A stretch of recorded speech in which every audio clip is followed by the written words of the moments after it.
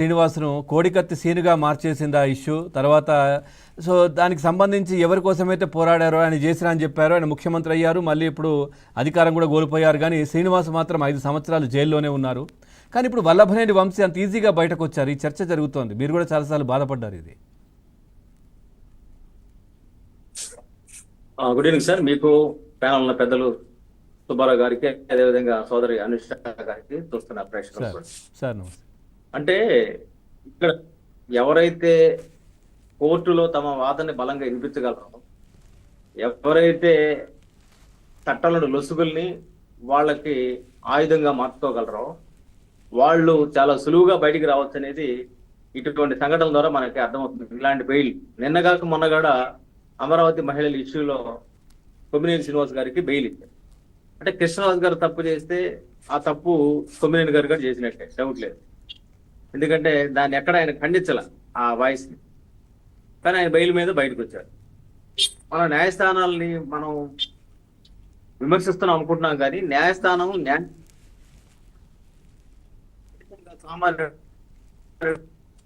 కానీ ఈరోజు పరిస్థితి ఏంటి, వ్యవస్థలో తమకు న్యాయం జరగడం లేదని పబ్లిక్ అనుకుంటా ఉన్నారు.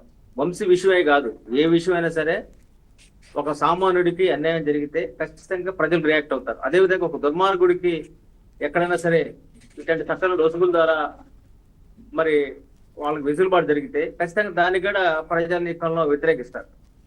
అందుకే న్యాయమూర్తులు కూడా ఏదైనా బెయిల్ ఇచ్చేటప్పుడు, తీర్పులు ఇచ్చేటప్పుడు కామన్ మ్యాన్ కూడా దృష్టిలో పెట్టుకోవాలి. ఇప్పుడు చట్టం కళ్ళు మూసుకొని కూడా ఎవరికి చుట్టం కాకూడదు. కానీ ఈ రోజు ఏంటంటే చట్టబద్ధంగా ఇప్పుడు మన శ్రీనివాస్ అనే వ్యక్తిని 5 ఏళ్ళు పాటు జైల్లో పెట్టారు. ఏ కారణం చేసి పెట్టారు? ఒక్కసారి వైపు నుంచి వాదన వినిపించలేదు. ఆయన రాలేదనే పేరుతో 5 ఏళ్ళు లోపల పెట్టారు. ఇక్కడ పరిస్థితి ఏంటి? ఆయన మీద 190 కోట్ల మీరు చెప్పిన కుంభకోణం ఉంది. అదేవిధంగా టీడీపీ ఆఫీస్ మీద చేసిన దాడి సంఘటన ఉంది. అదేవిధంగా దళితుడిని పట్టుకొని కిడ్నాప్ చేసిన సంఘటనలో ఆయన నేరంగా మనకి అర్థమవుతా ఉంది. ఇన్ని ఉన్న తర్వాత ఆయనకి బెయిల్ వచ్చిందంటే ఖచ్చితంగా ఆయనకి హెల్త్ బాగలేఅయితే హాస్పిటల్ తీసుకెళ్ళదు, తప్పులేదు. అదే ఇంకా బెటర్ ట్రీట్మెంట్ కావాలో ఇప్పించవచ్చు, తప్పులేదు. కానీ చట్టానికి అనుకూలంగా కొద్దిమందికి ప్రతికూలంగా ఉంటే ప్రజల్లో రియాక్షన్ వస్తుంది. సామాన్యుడు సనుగుతాడు, సామాన్యుడి దగ్గర నుంచి ఆక్రందన వస్తుంది. అందుకే ఏంటంటే ఒక ప్రభుత్వం సరిగ్గా పనిచేయకపోతే ప్రభుత్వాన్ని కూల్ చేస్తారు, కానీ న్యాయం సరిగ్గా పనిచేస్తే ఎవరిని కూలుస్తారు? కాబట్టి ఎవరైనా సరే జడ్జీలు కూడా ఒక తీర్పిస్తున్నప్పుడు కూడా ప్రజా బాహుళ్యం లేకపోతే ప్రజల గుండె చప్పుని కూడా అర్థం చేసుకుంటే ఇలాంటి ఇష్యూస్ లో బెయిల్స్ రావు. కాకపోతే ప్రభుత్వం ముందున్న ఆర్గ్యుమెంట్ ఏంటి? ఖచ్చితంగా మాకు న్యాయం జరగాలని కోరుకుంటారు. కాబట్టి ప్రభుత్వం ఏం చేస్తుందంటే చాలా స్పష్టంగా మళ్ళీ తిరిగి సుప్రీంకోర్టుకి తలుపు దాటాల్సిన పరిస్థితి వచ్చింది. ఇప్పుడు సుప్రీంకోర్టు ఈ మొత్తం చూసిన తర్వాత బెయిల్ రద్దు చేస్తారా, ఏం చేస్తారనేది కూడా ప్రజల్లో ఈరోజు ప్రశ్నలు ఉంటాయి. అదే సమయంలో జగన్మోహన్ రెడ్డి గారి ఏలుబడిలో ఒక్కొక్కరు బయట ఇప్పుడు వీళ్ళు వాళ్ళు బయట చేస్తున్న ప్రచారం ఉంది. ఇప్పుడు వీళ్ళకి బెయిల్ వచ్చింది, నందిగం సురేష్కి వచ్చింది. సార్ రేపు పొద్దున ఏం రేపు వీళ్ళకి కూడా బెయిల్ వస్తుంది. మీరు ఎవరైతే బెయిల్ వ్యాఖ్యానాలు చేసుకుంటా ఉన్నారు. కానీ ఇట్లాంటి విషయాలు ఏంటంటే ప్రభుత్వం చాలా స్పష్టంగా ఖచ్చితంగా బెయిల్ రాని రీతిలో ఏదైతే వాళ్ళు చేసిన తప్పులు ఉన్నాయో ఆ తప్పులు ఎస్టాబ్లిష్ చేయాల్సి వస్తుంది. అట్రాసిటీ నేరం ఒకసారి మోపబడిన తర్వాత వాళ్ళు బెయిల్ మీద రావడానికి కాకుండా నాన్ బెయిలబుల్ సెక్షన్ అది, వాళ్ళ మీద తక్షణం పూర్తి విచారణ చేసి ఒక ట్రయల్ కోర్టులకు తీసుకొని విచారణ చేసి శిక్షకి పాత్రలు చేయాలి.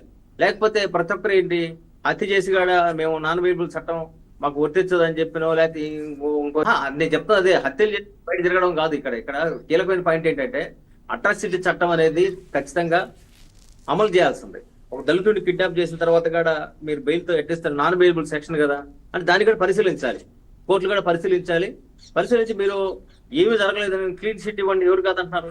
కోర్టుకి ఆ రైట్స్ ఉన్నాయి కదా, క్లీన్ షీట్ ఇచ్చి బయటకు పంపండి. అలా కాకుండా మీరు బెయిల్స్ ఇచ్చుకుంటా పోవడం వల్ల ఏమవుతుందంటే అండర్స్ట్ అవుట్ వస్తుంది. అందుకే ప్రభుత్వాలు కూడా ఇప్పుడు మొన్నగాడ అమరావతి ఇష్యూలో కూడా కొమ్మినేని శ్రీనివాస్ గారికి బెయిల్ ఇచ్చినప్పుడు కూడా దాన్ని కూడా వ్యతిరేకించాలి ప్రభుత్వం. వ్యతిరేకించి దానికి వెళ్ళగలిగితే బెటర్మెంట్ ఉండేది. అదేవిధంగా A3గా సాక్షి యాజమాన్యం పెట్టారు. సాక్షి యాజమాన్యంలో ఎవరిని అరెస్ట్ చేయలేదు, భారతిని అరెస్ట్ చేయలేదు, లేకపోతే 8ని అరెస్ట్ చేయలేదు. దానికి కారణం అంటే మనం కోర్టుల్ని తలుపు తట్టేటప్పుడు ఖచ్చితంగా అన్ని ప్రేమల్ని చూసుకోవాలి. అన్ని ప్రేమలు చూసుకొని తడితే ఖచ్చితంగా కొంత అవుట్పుట్ ఉంటుంది. ముఖ్యంగా ప్రజా కోర్టులో ఈ రోజు మనకు అనుకూలంగా వాతావరణం ఉందంటే కారణం ఏంటంటే ఖచ్చితంగా ప్రజలు తప్పుని వ్యతిరేకిస్తారు కాబట్టి ఈ రోజు జగన్మోహన్ రెడ్డి గారికి 11 సీట్లకు పరిమితం చేశారు. ఇక్కడ మనం గమనించాల్సింది ఏంటంటే ప్రజా కోర్టు 5 ఏళ్లకు ఒకసారి తీర్పు ఇస్తుంది. కానీ ఈ లోపే కోర్టులో తీర్పు బెయిల్స్ అనేది ఏ విధంగా ఇస్తున్నారు కూడా ఒకసారి పరిశీలన ఓకే చేసుకోవాలి. రైట్ రేపొద్దున ఇప్పుడు జగన్ కోర్టులో అటాచ్మెంట్ ఉన్న వ్యక్తి, లేకపోతే ఇప్పుడు చూడండి మీరు సుబ్రహ్మణ్యాన్ని మర్డర్ చేసిన అనంతబాబు బయట తిరుగుతున్నాడు. ఇవన్నీ కూడా ఏంటంటే ప్రజల్లో న్యాయ వ్యవస్థ నమ్మకం కోల్పోతారు. రైట్ సార్ కాబట్టి అవినాష్ రెడ్డి బయట తిరుగుతున్నారు.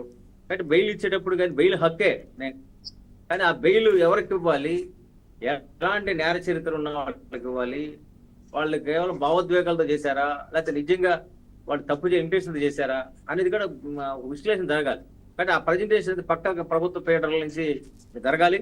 జరిగి తప్పు చేసిన వాటి పట్ల ఖచ్చితంగా కోర్టు కఠిన వైఖరి అవలంబించకపోతే ఏమవుతుందంటే ఏముంది 4 రోజులు 14 రోజులు జైల్లో పెడతారు, మేము వస్తాము. మొన్నగడ తెలంగాణలో కేటీఆర్ అదే చెప్పాడు కదా, ఏముంది నేను 14 రోజులు రిమైండ్ పోతాను అంటే, రిమైండ్ అంటే అంత తక్కువ ఈజీగా మనం ఎందుకు చూస్తున్నాం? జైలు అంటే పెద్దగా లెక్కలేదు. విధానం కూడా మారాల్సిన అవసరం ఉంది.